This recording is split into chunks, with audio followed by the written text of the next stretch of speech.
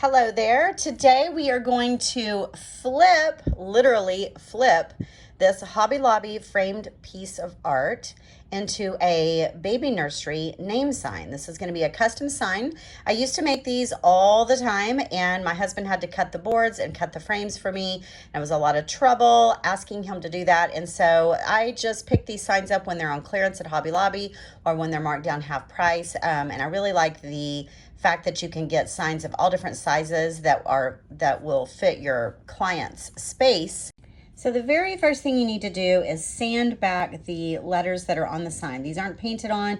They're, I guess, like a factory stamped on, and they're raised a little bit. If you run your hand across it, you can actually feel the edge of the letters, and that will show through, just the raised edge will show through your finished art project if you aren't doing something with enough texture to cover it.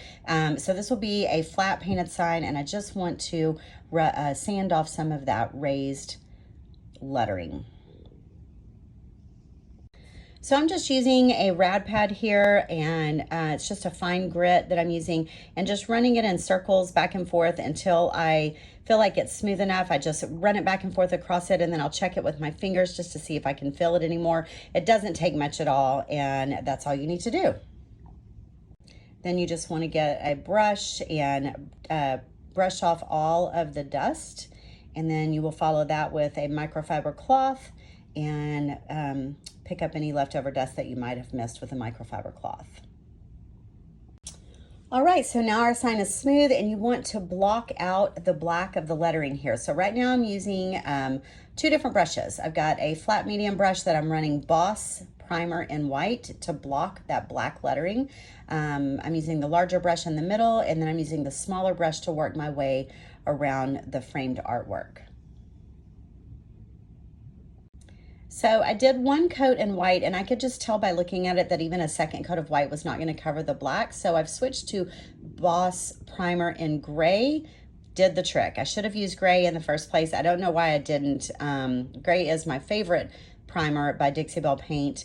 It has great blocking qualities. So I painted the entire sign in the gray. So again, I'm using the medium brush here and just filling in from side to side, top to bottom, making sure to get all of the lettering covered really well.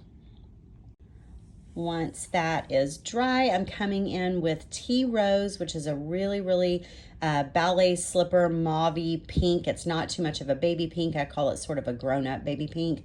And again, I'm going around the outer edges first. I'm using that small 1-inch brush and doing the entire border of the piece. I'm going to hold it up here so that you can see what I've done.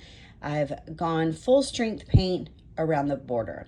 So now what I'm going to do is fill that center part in, but I've got a spray mister bottle here. And the reason I'm going to do that is I'm going to spray water down first and then use my large brush to cover it and paint. I want as minimal brush strokes as possible. And the way to do that is to use water with your paint. So I went full strength around the outside, so I only had to do one coat, and then this here I'm doing using water instead. Now this right here I call a stippling action. So this is a paint technique that is called stippling. Some people call it blotting or dabbing. And what it does is it just really helps you to have zero brush strokes. This paint has a self-leveler in it, so if you use it with a little bit of water and you stipple it, it gives you sort of an eggshell finish. It is the closest that you can get to a sprayed on finish, and I like to use this technique on a lot of my projects. My client's nursery is a very simple finish, but it does have some natural elements to it. I'm going to be using, leaving the wood frame in its raw state there, but I wanted to bring in a little bit of a nature color. So I'm adding, this is collard greens, which is one of my favorite greens by Dixie Belle. And I'm just using that 1-inch brush just to sort of blot in the corners. I don't want the sign to be green. I want the sign to remain pink. I just wanted to give it sort of like a foresty, earthy, mossy shadow around the edges. So I am just introducing green paint.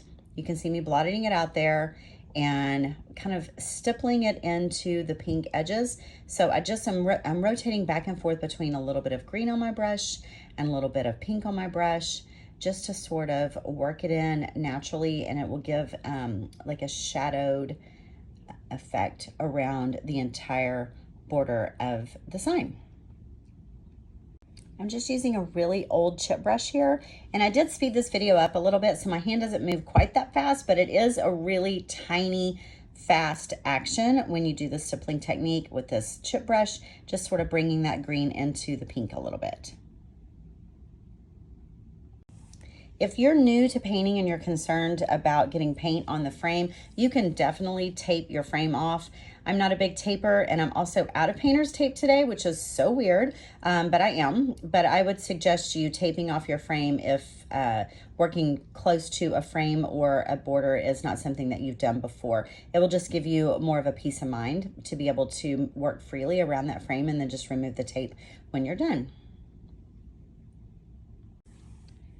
This may seem like a lot of extra work for something that is so very subtle, but that's the beauty of custom paint, is that it's not a factory finish. It's not a flat look with just letters on a board or maybe some leaves or florals. It's got this sort of mottled natural background.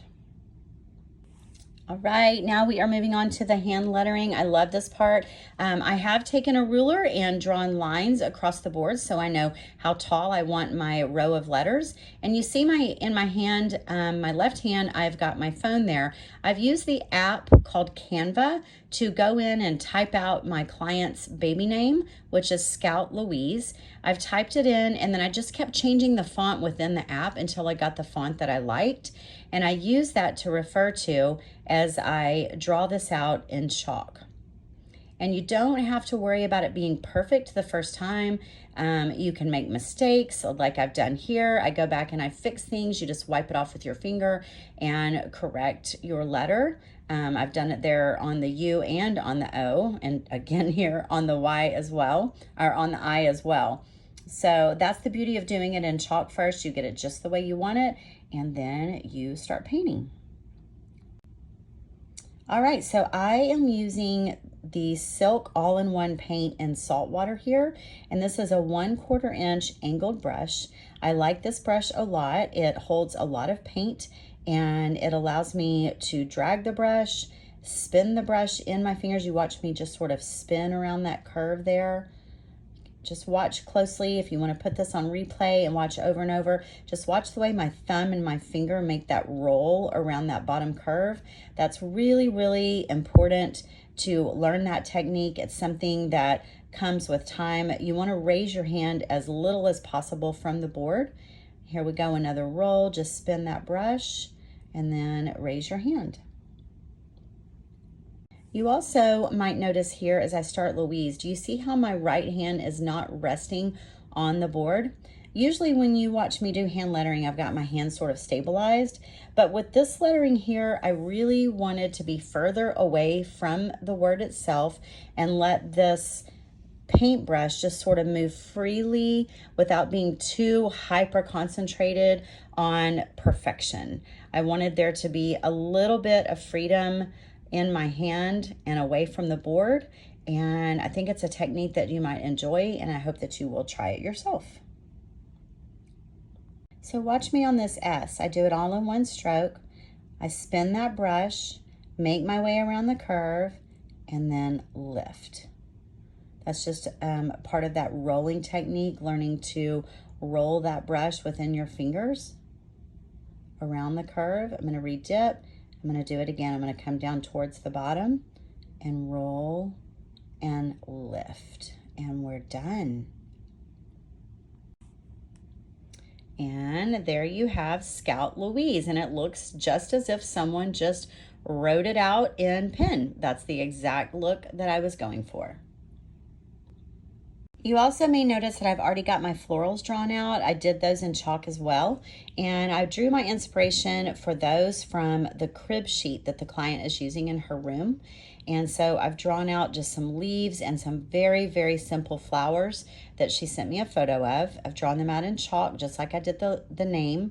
And now I'm going to come in with paint and paint these. I'm using a real tiny detail brush here, and I'm using, again, the Silk All-in-One paint. I like it because it doesn't require a top coat. So, and it's also very thin. It's got a really thin consistency, so it's easy to paint with. Sometimes acrylics can be a little thick to paint with. The chalk mineral paint to do tiny line detail like this, those tend to be a little bit thick and you have to water them down. These I can use directly out of the jar, and when I'm done, I'm done. It does not require a top coat. This part's really fun. This is just doodle art. It's not difficult. There's no right or wrong way to do these flowers. You can make flowers of any size, any shape. You can leave them plain. You can fill them in.